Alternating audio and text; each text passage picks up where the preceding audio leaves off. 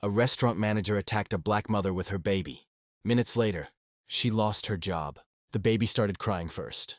Not loudly, just enough to turn a few heads. In a luxury downtown restaurant filled with polished silverware and quiet jazz music, Nia Robinson gently rocked her 6-month-old daughter in her arms. She whispered softly, apologizing to no one in particular, already embarrassed.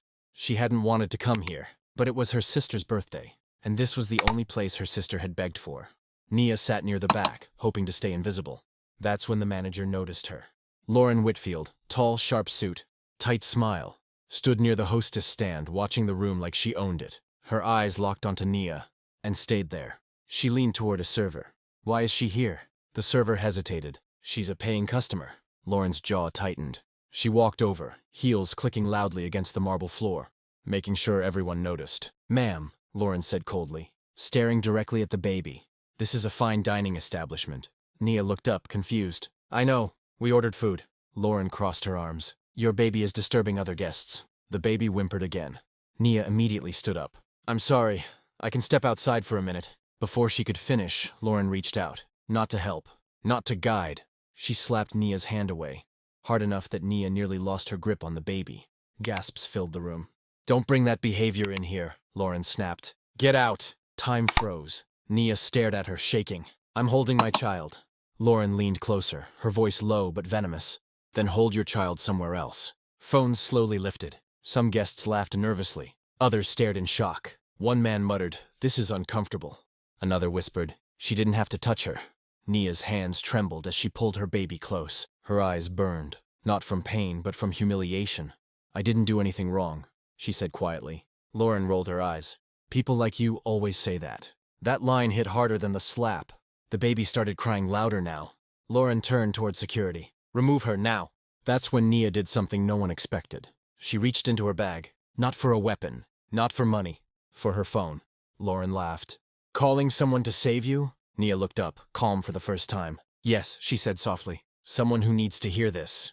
Lauren smirked. She had no idea that one phone call was about to end her entire career, and the entire restaurant was about to fall silent. Before you see who she calls, like the video, comment what you think will happen next, and subscribe, because this turns shocking.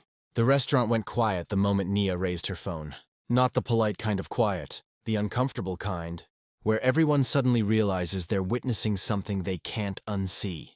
Lauren crossed her arms, confident. "Go ahead," she said. "Call whoever you want." Nia didn't argue. She stepped back, holding her baby tighter, and pressed one button. "Hi," she said calmly into the phone. "I'm at Whitestone Dining." "Yes, it's happening again." That word, again, made a few heads turn.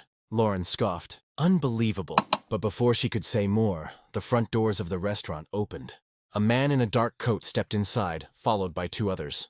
They didn't rush. They didn't look angry. They looked official. The headwaiter froze. Lauren's smile faded.